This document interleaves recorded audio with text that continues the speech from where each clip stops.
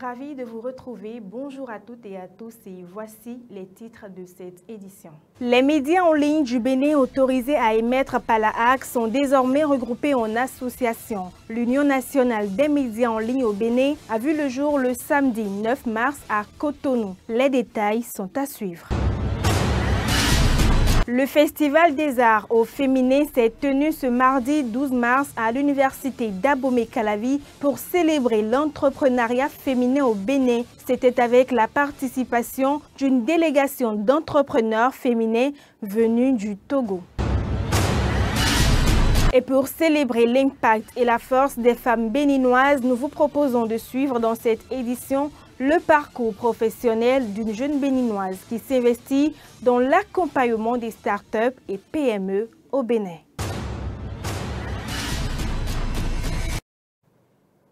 À nouveau, bonjour et bienvenue. Les promoteurs des médias en ligne ayant signé une convention avec la Haute Autorité de l'Audiovisuel et de la Communication HAC sont désormais constitués en association. Réunis au sein de l'Union nationale des médias en ligne au Bénin, UNAMEL Bénin, Kadara TV ainsi que d'autres organes de presse en ligne entendent œuvrer en synergie pour défendre leurs intérêts. À l'issue de l'Assemblée générale constitutive tenue ce samedi 9 mars à Cotonou, Barnabas Orokoumon, promoteur du groupe de presse d'Abarou, a été élu président du bureau exécutif. Il se dit confiant et prêt à relever le défi d'une organisation dynamique et compétente. Suivant. Dans un monde où le besoin de s'informer devient de plus en plus pressant face à la révolution numérique qui s'opère de manière exponentielle sous nos yeux, il n'est un secret pour personne que l'adaptation est plus qu'une nécessité. C'est ce que vous et moi avions compris en choisissant de faire rapprocher l'information le plus proche possible des populations où qu'elles se trouvent. Et aujourd'hui, les médias en ligne constituent incontestablement une des sources les plus adulées en matière d'information, de sorte que, par effet de contamination, les canaux classiques qui ont longtemps gardé le monopole de l'information se voient obligés de migrer vers le numérique pour rester présents dans ce siècle où le progrès technologique se fait à la vitesse de la lumière. Mesdames et messieurs, l'heure n'est pas au beau discours. C'est plutôt le moment de passer à l'action, car le chantier qui nous attend est vaste et nécessite la force des uns et des autres. Raison pour laquelle j'ai proposé dans mon projet de cette mandature 3 grandes orientations que sont l'institution de secrétariat exécutif et l'engrenage institutionnel des médias en ligne. Le secrétariat exécutif sera donc une entité à part entière qui portera la conduite, l'exécution de l'agenda du bureau élu pendant sa mandature. Il initiera sous l'impulsion du bureau élu et de son président divers projets au cours du mandat. L'autre pilier, c'est la contribution à la professionnalisation et à une meilleure organisation de la presse en ligne au Bénin. La technologie évolue et les médias peuvent s'adapter seulement si les hommes mettent à jour leurs connaissances, renforcent leurs compétences et restent professionnels.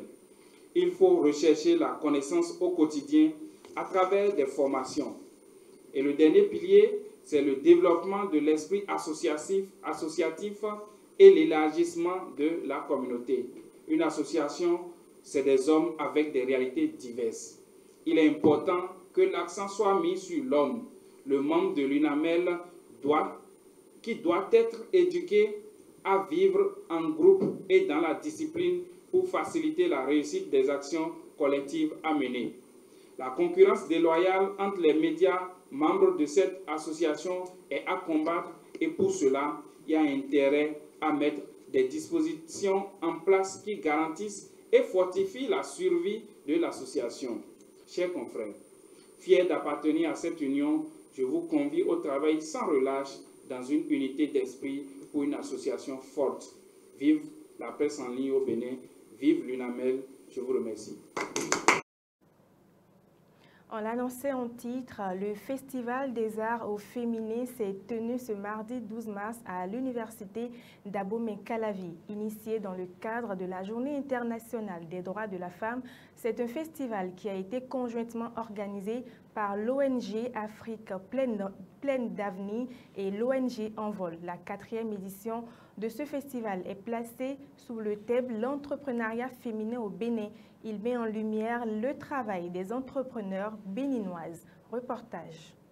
Après plusieurs mois de formation au marketing digital à travers le programme Nyonou, la créativité, la détermination et le courage des femmes entrepreneurs béninoises sont aujourd'hui à l'honneur. Ici, une diversité de produits locaux, tant agricoles que artisanaux, fabriqués par les femmes, sont exposés. Ceci dans un but précis. Premièrement, c'est de célébrer ces braves femmes qui ont pu résister à suivre ces formations qui ont duré 7 bons mois.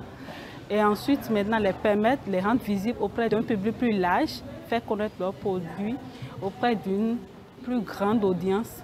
Et ensuite, maintenant, les aider à pouvoir se valoriser, reconnaître qu'elles sont braves, ce qu'elles font est énorme, ce qu'elles font est à célébrer et les valoriser encore plus. Et pour célébrer la résilience et le travail de ces femmes entrepreneurs, cette 4e édition du festival s'est déroulée avec la participation d'une délégation de femmes entrepreneurs venues du Togo. Une première dans l'histoire du festival. Le Bénin est un pays que j'adore, j'aime beaucoup le Bénin, j'aime beaucoup la culture béninoise. Je suis venue au Bénin plusieurs fois, alors être ici encore une fois dans le cadre du Festival des arts au féminin, pour moi, c'est une grande joie. Donc pour moi, partager la passion, partager ce que nous faisons au Togo avec les entrepreneurs du Bénin pendant ce festival, pour moi, c'est une grande joie et j'admire le courage des femmes. Et quand je les vois comme ça, je ne sais pas comment le dire, mais je me dis que voilà, l'entrepreneuriat au Togo, au Bénin, comme en Afrique, il y a de l'espoir. Alors, rapidement, je vous présente notre nouveau produit que nous avons lancé récemment au Togo. C'est Togo B Légumes. Et comme le nom le dit, c'est éminent. Les légumes frais issus de l'agriculture togolaise. Ce sont des légumes que vous voyez, déjà lavés, découpés, pour permettre à toutes les femmes, aux chefs cuisiniers, aux passionnés de la cuisine de gagner un temps dans la cuisson de leur repas. Ce sont ces produits que nous présentons au festival et je ne suis pas seule, je suis avec certains entrepreneurs togolais également qui ont exposé leurs produits de l'autre côté parce que pour nous, le brassage culturel et le Bénin et le Togo, nous sommes des pays frères. Tout en exprimant leur reconnaissance à l'endroit des organisateurs, les bénéficiaires exhortent la population à soutenir les entrepreneurs locaux. J'expose des jus de fruits, j'expose également des produits à base du maïs, c'est-à-dire à cuit, avec lequel on fait la bouillie le matin. J'ai exposé également des brochettes à base du fromage de soja. Je suis bien contente d'être présente à ce festival et d'être bénéficiaire du projet Nyonou. Parce que déjà le projet nous accompagne au niveau du digital. Et il faut reconnaître que le digital au Bénin, c'est quand même cher quand on veut prendre un professionnel pour nous accompagner. Ça nous permet d'avoir plus de visibilité à moins de coût ou à zéro coût. Mais ce que nous souhaitons, c'est que tous les Béninois, toute la population accompagne le travail de ces entrepreneurs, les entrepreneurs que nous sommes, afin que nous puissions avoir plus de visibilité, que nous puissions avoir plus de retour du travail que nous faisons. Parce que choisir l'entrepreneuriat de façon générale et l'entrepreneuriat agricole de façon spécifique, c'est quand même un métier assez dur. C'est un métier vraiment, il faut avoir de l'amour pour le faire. Et nous invitons tous les Béninois, nous invitons les partenaires, nous invitons les politiques à accompagner vraiment le travail des entrepreneurs agricoles au Bénin. L'entrepreneuriat féminin au Bénin est depuis peu plus qu'une simple tendance. C'est un mouvement en plein essor qui participe à l'émergence du pays. L'accompagnement de tous est donc souhaité pour l'évolution de cette dynamique. Avec un bachelor en relations internationales, un master en sociologie et une thèse en cours, Jessica Gaba a choisi de se spécialiser dans le domaine du numérique, en particulier dans l'accompagnement des startups et PME. Après avoir occupé le poste de coordonnatrice du Fonds d'appui à l'entrepreneuriat numérique au ministère du Numérique et de la Digitalisation, elle est aujourd'hui consultante en structuration et levée de fonds. On regarde pour plus de précisions sur son parcours professionnel. Je suis Jessica Gaba, je suis consultante en accompagnement des PME et des startups à la levée de fonds et à la structuration.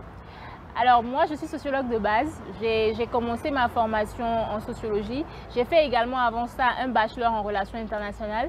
Donc j'étais vraiment partie pour travailler dans des organisations internationales. J'ai notamment travaillé un peu à l'ambassade des États-Unis. En tout début de carrière, c'était vraiment un petit boulot de stagiaire. Et juste après ça, je me suis rendu compte que j'aimais beaucoup la recherche. Donc j'ai continué avec un master en sociologie et là une thèse. J'ai compris que j'aimais beaucoup ça, mais il y avait quelque chose dans la recherche académique qui me manquait. Il y avait ce côté-là de contact avec les gens et puis j'aimais beaucoup former. Vous n'êtes pas sans savoir qu'on forme aussi à l'université, mais je voulais quelque chose d'autre. Et donc, de fil en aiguille, j'ai été sélectionnée pour plusieurs voyages internationaux de leadership, notamment aux États-Unis et en Afrique du Sud aussi. Et tout ça a développé un peu mon leadership et ça a fait qu'en fin 2018, j'ai été contactée et j'ai commencé par travailler au ministère du numérique et de la digitalisation. Alors, c'était très fortuit, c'est là vraiment que ma carrière est passée à une seconde phase. Donc, je passe de jeune chercheur en sociologie à un monde tout nouveau dans le numérique que je ne connaissais pas très bien, mais qui m'intéressait énormément. Donc, en moins d'1 an et demi, je suis promue à un autre poste avec beaucoup plus de responsabilités, avec un gros portefeuille. Donc, c'est vous dire qu'à ce moment-là, je m'occupe de travailler sur un fonds qui finance des startups. Donc c'était un gros projet de l'État. Après ça, nous avons aussi aidé des étudiants sur l'ensemble du territoire à pouvoir se former en développement informatique, développement web. Et tout ça, c'est vraiment des choses que j'ai appris sur le tas. Ma formation de base ne m'outillait pas à ça, mais comme on dit, c'est vraiment des compétences acquises sur le tas. Et ça fait maintenant presque 4 ans et demi que je travaille vraiment dans le numérique à plein temps et avec les entrepreneurs surtout. J'ai été responsable des programmes entrepreneuriaux au sein d'un incubateur et plus récemment, je suis consultante aujourd'hui où je travaille avec des organisations internationales et des organisations locales pour justement accompagner des entrepreneurs avec tout le bagage et l'expérience que j'ai eu à accumuler sur les dernières années. Donc, comment est-ce qu'on fait pour en arriver là? Je dirais que c'est beaucoup de curiosité. Chez moi, c'est beaucoup de curiosité. C'est la grâce de Dieu aussi pour ceux d'entre nous qui sommes croyants. Ensuite, du travail bien fait, pas d'excuses, faire des erreurs dans la foulée, mais apprendre très rapidement de ces erreurs, aller chercher l'information quand nous ne l'avons pas, parce que moi, très tôt, il y a des choses que je ne connaissais pas, donc j'allais voir les sachants, les aînés, pour apprendre. Et aujourd'hui, quelques années plus tard, je suis là avec cette expérience-là et je continue d'apprendre. Alors, durant mon parcours, j'ai été victime principalement, si je dois résumer, de 2 grosses contraintes. Je dirais la première, c'est la jeunesse. C'est la jeunesse parce que je sortais fraîchement d'université, j'ai commencé, je n'étais pas forcément bien rodée, par exemple, dans certaines procédures administratives, etc.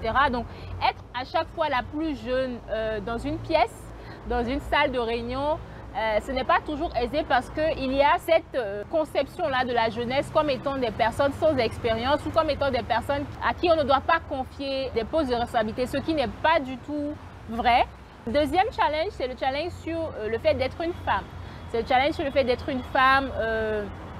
À chaque fois, en tant que femme, on va subir parfois des propos, des commentaires du fait d'être une femme. Pour moi, plus une femme est éduquée, plus elle pourra être capable d'avancer, d'aller loin et de délivrer des résultats. Moi, je n'aurais pas été où je suis aujourd'hui si je n'avais pas eu de l'accès à de l'éducation.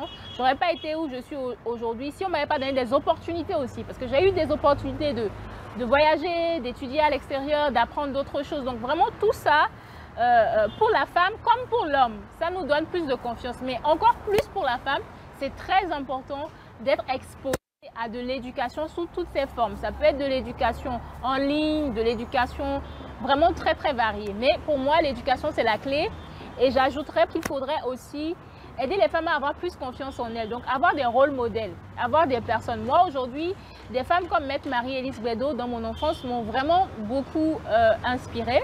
Et je pense que nous devrions avoir plus de rôles modèles des femmes qui ont été des pionnières dans leur domaine et qui sont capables de nous montrer en fait que on peut y arriver, c'est pas sorcier, c'est pas impossible. Moi, j'aime beaucoup le thème de cette année parce que ça touche directement ce que je fais. Moi, je travaille, je milite pour qu'il y ait de l'investissement, il y ait du financement, de l'accès au financement aux entrepreneurs et dans une bonne proportion aux entrepreneurs femmes. Donc, ça tombe totalement à pic parce que dans le milieu des startups, par exemple, en année 2023, il y a eu seulement 7%, les rapports disent qu'il y a eu seulement 7% du financement global allant aux startups fondées par des femmes qui sont allées aux femmes. Donc ça veut dire 7% pour 93% de financements qui sont allés à des entreprises digitales dirigées par des hommes.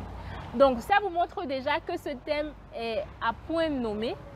Il y a du financement. Donc le financement n'est pas inexistant. Aujourd'hui, on a des mécanismes, il y a de l'investissement à divers niveaux, investissement dans l'éducation, investissement dans des infrastructures pour les femmes, etc. Mais ce n'est pas assez. Et ce n'est pas fait assez rapidement. Donc pour moi, cette année, c'est vraiment nous encourager à doubler d'efforts, à doubler d'ardeur. Si on finançait 3 femmes par le passé, si on accompagnait 3 femmes, qu'on passe en un laps de temps à 30, oui, c'est-à-dire qu'on multiplie fois 10. Donc, ce thème de cette année nous montre qu'il y a une urgence de faire plus vite et mieux. Donc, pas forcément plus vite et bâcler ou plus vite et ne pas faire en qualité, mais quantitativement et qualitativement. C'est tout pour cette édition. Merci de l'avoir suivi et à très bientôt.